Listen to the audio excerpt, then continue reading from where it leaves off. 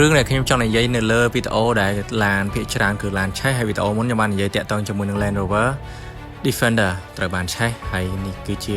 ករណីទី2ហើយដែលខ្ញុំនិយាយតាក់ទងជាមួយនឹងឡានឆេះហើយអ្វីដែលយើងចង់ផ្ដោតសំខាន់ហ្នឹងគឺចង់ចែកតម្លៃទៅកាន់បងប្អូនអរគ្នាដែលមានឡានទំនើបដូចជារថយន្តទំនើបហ្នឹងលើកទឹកចិត្តឲ្យបងប្អូនអរគ្នាទិញជាមួយនឹងបំពង់អគ្គិភ័យបាទបំពង់អគ្គិភ័យវាមានតាមទំហំរបស់វាមានតូចមានធំមានល្មមអញ្ចឹងបងប្អូនស្រឡាញ់មួយណាយើងដាក់តាមឡានទៅវាជៀសវាងការឆ្លងប្រព័ន្ធភ្លើងក៏ដូចជាកកិតត្រូវបានឆេះអីហ្នឹងបងប្អូនអរគ្នាជួយបានពេលដែលយើងមានបញ្ហាដោយសារតែឡានយើងទិញមួយគ្រឿងក្នុងស្រុកយើងគឺមានតម្លៃថ្លៃអញ្ចឹងយើងបង្ការក្នុងការមានគ្រោះថ្នាក់ក៏ដូចជាហានិភ័យដែលយើងមើលមិនឃើញ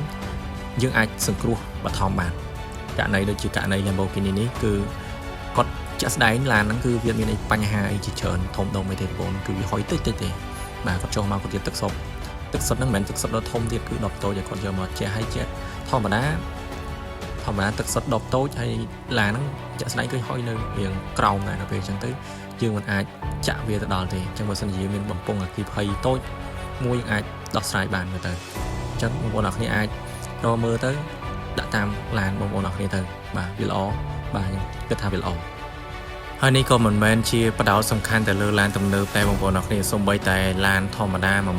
20000ជាក់ស្ដែងដូចជាឡាន Prius ក៏មានករណីឆេះដែរបងប្អូនអរគ្នាអញ្ចឹងករណីឆេះវាមានច្រើនហើយអ្វីដែលខ្ញុំធ្លាប់ជួបខ្លួនឯងហ្នឹងគឺឡាន Prius នៅពេលដែលបងប្អូនអរគ្នាជិះកាត់ទឹកទៅវាធ្លាក់fog light ដែលអំពូលនៅខាងក្រោមរបស់វាហ្នឹងវាធ្លាក់មកទៅជាមួយនឹងជ័រកាងមុខហ្នឹងវាកកិតយូរទៅវាក្តៅយូរទៅវាធ្វើឲ្យជ័រកាងហ្នឹងវាលួយដល់ពេលវាលួយយូរទៅដល់ពេលយើងជិះទៅមុខទៅវាប៉ះជាមួយនឹងខ្យល់វាធ្វើឲ្យបង្កើតចេញជាអណ្ដាតភ្លើងបានបាទអញ្ចឹងបងប្អូនអរគ្នាអាចស្រែទៅអាចទិញទុកម្នាក់មួយទៅសម្រាប់ការគ្រប់គ្រងហានិភ័យទាំងអស់គ្នាបាទអរគុណច្រើនជួបគ្នានៅវីដេអូក្រោយ